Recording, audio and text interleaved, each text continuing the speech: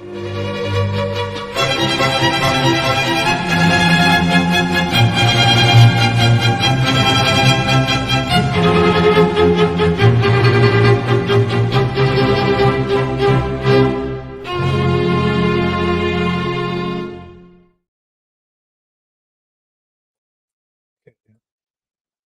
me share the screen. I think this was a good criticism that I want to address in shame, to some degree at least, some shame. We'll see how well I do here. Let's see. Oh, that's not it. That was the wrong share. Let's see. Okay. I try to be so look, I said turd, so I should delete that. That's funny to me, but it's also mean. So sorry. So I really don't hate this person, but they really irritate me. Okay. So he says, so like, as it's well known, I'm a fan. I have friends that are Calvinists, and I respect Calvinism in the sense that I think Calvinists played part in bringing it to light justification and righteousness by faith historically, right? But on the other hand too, I respect that. I listen to Calvinists. I think they have stuff to offer. I support some Calvinists that are my friends.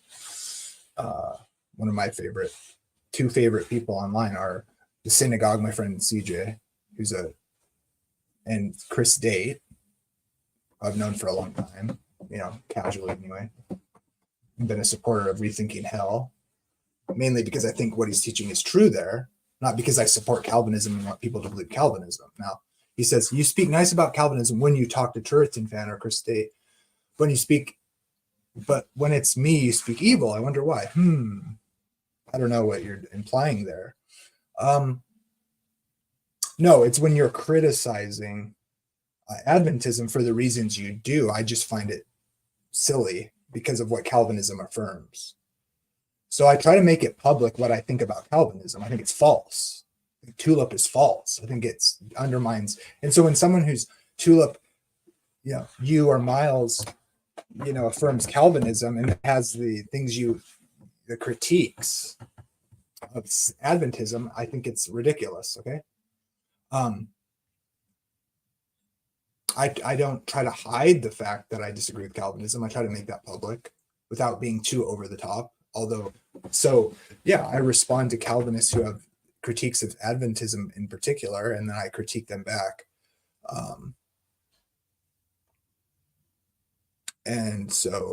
But if you feel like I'm unfair or being dishonest, I don't mean to be. I have defended you more than once when people were making fun of you. I'm sure you could care less. Well, I'm curious what people were making fun of me. What were they saying?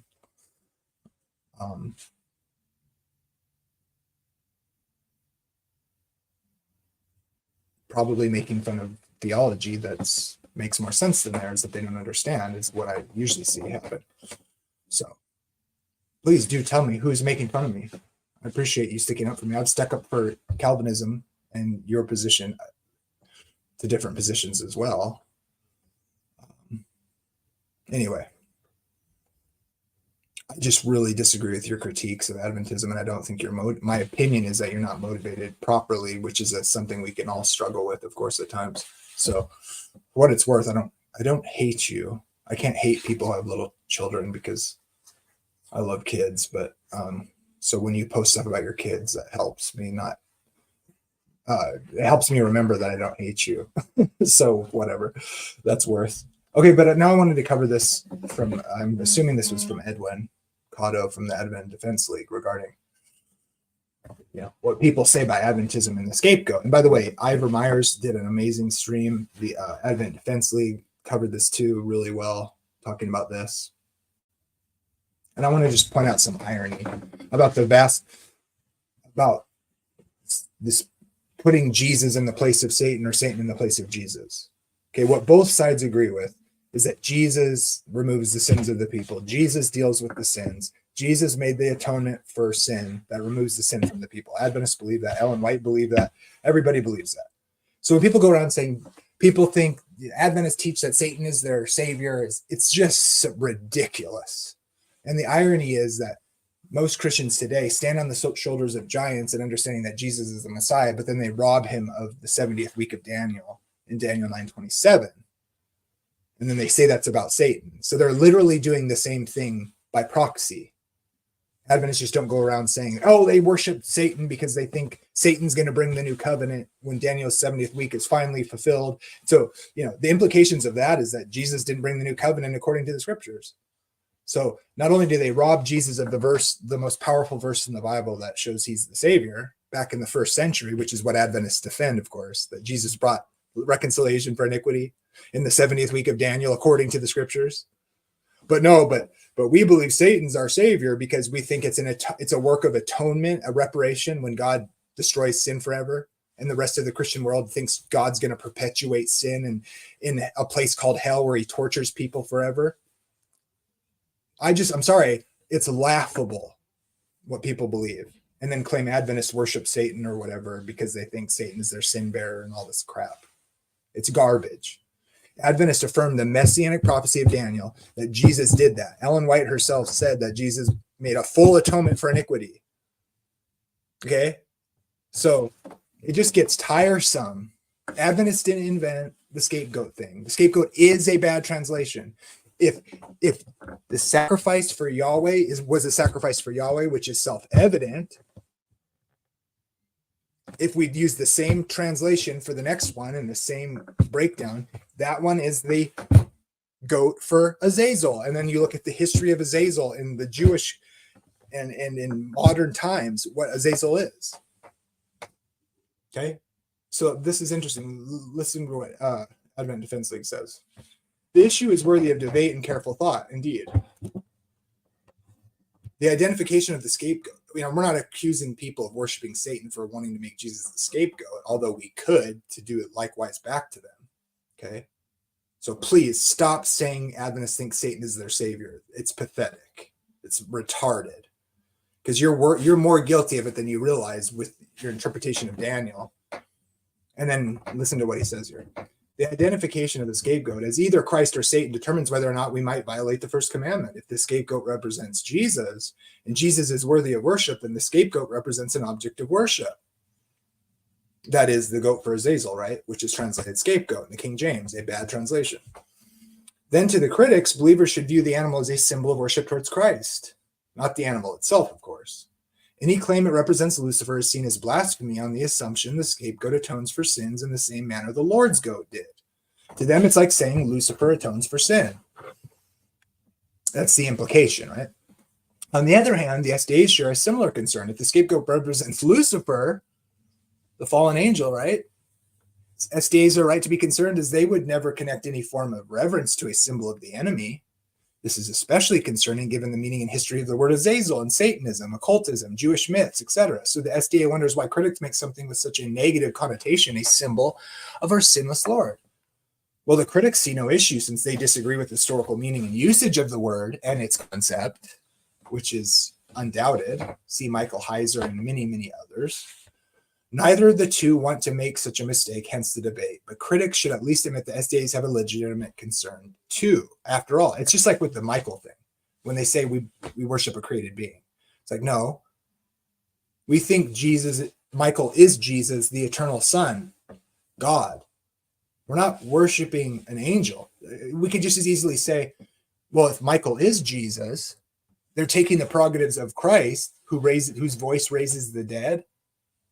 And essentially, you're ultimately claiming, I could say, if we just assume, which we do believe, that Michael is the eternal Son, when you guys call him a created being, and we know that he's actually the eternal Son, you're turning Jesus into a created being. See, the criticism works both ways, so it's not legitimate. Unless people create a mob and just declare something to be the case, even though their own forefathers of the faith agreed with us. So stop saying we worship a created being. It's you and the Jehovah's Witnesses who agree that Michael is a created being. Two peas in a pod. modern evangelicals who deny their own forefathers of the faith, who understood it like Adventists do. And so Adventists should run around saying, I guess everybody thinks Jesus is a created being because we know that Jesus is Michael and Jesus is God. So evangelicals and Jehovah's Witnesses, two peas in a pod, run around making Jesus a created being. See, it goes both ways. Our theology is just correct and yours isn't. But we don't do that to you. I just use it as an example where if I was to be a bumptious, ridiculous, misrepresentative, dishonest person, I would do that like the critics do to Adventists. But I'm not going to do that because I wouldn't do that, like Donald Trump says. But let me point out to you what it looks like when I do that. When I do that. Like you do that. It's do. One point worthy of making, though, even expiation in terms of driving away sin from the people is made by sacrifice. For then must he often have suffered since the foundation of the world, but now once at the end of the world has he appeared to put away sin by the sacrifice of himself. Azazel wasn't sacrificed. And Jesus in the book of Hebrews is the goat for Yahweh, the sacrifice for Yahweh, the blood sacrifice for Yahweh, and the high priest. And when the high priest comes out of the temple, why would he need to... why would that be Jesus still, this other goat that needs to be sent away? No. That's the sending away of Satan. The removal of sinful things from God's land. Which types well in the true understanding of the book of Revelation, which is not God perpetuating sin and sinners forever in a torture chamber where they suffer forever and sin is perpetuated for the eternal ages. No, God has promised to redeem his creation, that is, end suffering, throw death and hell into the lake of fire, which is a place of consumption and devouring. So the death and the grave are destroyed in hell, not perpetuated forever, where sinners and sin keep on existing forever and ever. Well, God makes them suffer forever in that perpetuation of sin, which is probably the greatest blasphemy against God's promises and God's own character, which the larger Christian community in the historically majority position do. They make God perpetuating sin and sinners forever and never ending sin, which is what Adventists believe, that the removal of Satan and sin is a destruction, which is a work of atonement. It is a reparation. It is a final removal of the work of God in his promises made that he will be all in all. So God being all in all sounds a lot to me like either universalism or annihilationism.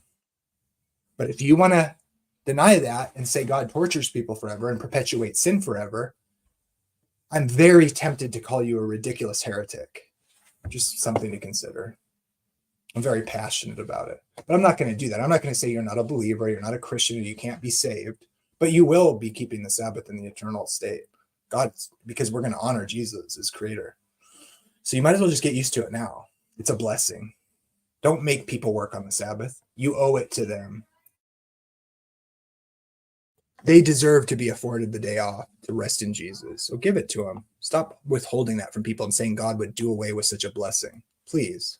And please stop saying God's going to perpetuate sin forever and denying that Jesus brought the new covenant as it's proven by the Hebrew text according to 1 Corinthians 15. Please stop doing that. Jesus brought the new covenant according to the text. He died and was buried and raised on the third day according to the scriptures. When you rob Jesus of the 70th week and say it's about Satan, and you're basically saying, oh, Jesus didn't fulfill the 70 weeks of Daniel. He died outside of the 70 weeks in my imaginary gap. And the verse that actually proves otherwise is not about Jesus at all. It's about Satan. So you make 1 Corinthians 15 fall short and not make sense. No, Jesus brought salvation in the first century when he made reconciliation for iniquity by the sacrifice of himself. So I'm not going to do what you do to Adventists. I'm not going to do what y'all think I'm going to do, which is just flip out. I'm going to say, please believe better theology. God's going to destroy evil once and for all. Jesus actually brought salvation in the first century according to the text. which is the proof we have of our faith being legitimate. Please don't rob that from Jesus. Please don't tell people who don't know God that they're saved because they said a magic spell.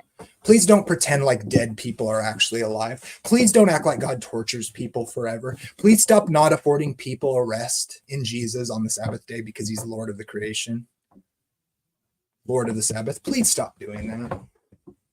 And please stop saying we think Satan is our savior. Because it can equally be turned around at you for your various errant theological beliefs. Please stop doing that. Thank you.